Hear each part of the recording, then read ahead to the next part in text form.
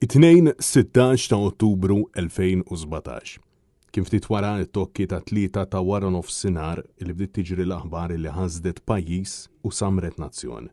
Il-ġurnalista Daphne Caruana Galizia ġiet assassinata wara li tpoġġiet bomba mal-karozza li kienet qed issuq. Splużjoni li seħħet ftit il-bogħod mir-residenza tagħha fil-Bidnija.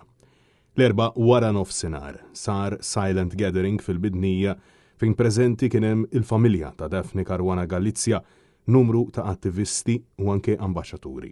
Preżenti kien hemm ukoll is-Segretarju Ġenerali tal-Partit Nazzjonalista Michael Piccinino u s-Segretarju Internazzjonali Beppe Gaglia.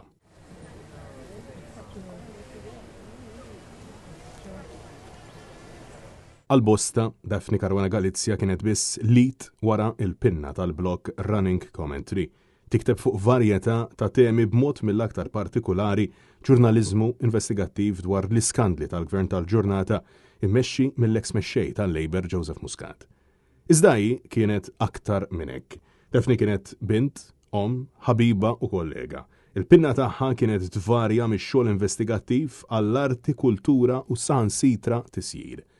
Il-qtil makabru ta' Daphne Caruana Galizia fl-età ta' 53 sena eżżes mhux biss lil pajjiżna iżda wkoll ħalla marka madwar id-dinja.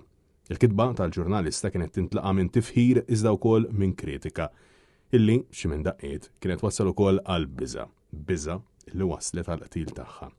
Assassinju li xpruna moviment kontra il-mibeda u favur il-libertà tal-espressjoni, favur il-protezzjoni tal-ġurnalist u favur bidla fil-mentalità.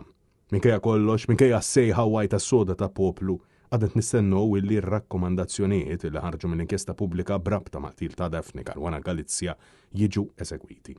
Minkejja diskors frivolu u retorika politika ta' gvern laburista, fix-xhur u l-jiem illi għaddew, il-Prim Ministru xorta attakka mhux biss lil uħud mill-ġurnalisti billi implika li huma konfoffa mal-babaw tal-establishment, iżda saħansitra immina il-kredibilità ta' membri mill-ġudikatura għas-sempliċi raġuni li mexxew fil-konfront ta' Joseph Muscat u l-ex-Ministri Chris Fearn, Konrad Mizzi u Edward Cicluna fost oħrajn. Brabta mal-qtil ta' Daphne Caruana Galizia waslet l-ammissjoni tal-aħwa Alfred u George Giorgio flimkien ukoll ma' Vince Muscat li ammettew li kienu huma l-eżekuturi. Madankollu, illum, 7 snin wara, għadna ma nafux min kien jew kienu il-moħħ wara dan l-att makabru, u aktar minn hekk x'kienet ir-raġuni wara din il-brutalità. Intant, fi stqarrija, l-Istitut tal-Ġurnalisti Maltin appella biex il-ġurnalisti jiġu trattati b'aktar rispett. Ta' fil-waqt li appellaw lill-Gvern biex jippubblika il-white paper li la żmien twil fuq l-iskaffa bi proposti u riformi li għadhom ma sarux. L-istess pressjoni qed issir mill-Partit Nazzjonalista li insista mal-Gvern biex jippubblika din il-white paper dwar ir-riforma meħtieġa fil-liġijiet tal-medja u l-informazzjoni f'Malta, illi ilu aktar minn sena iwiegħed li se jippubblika.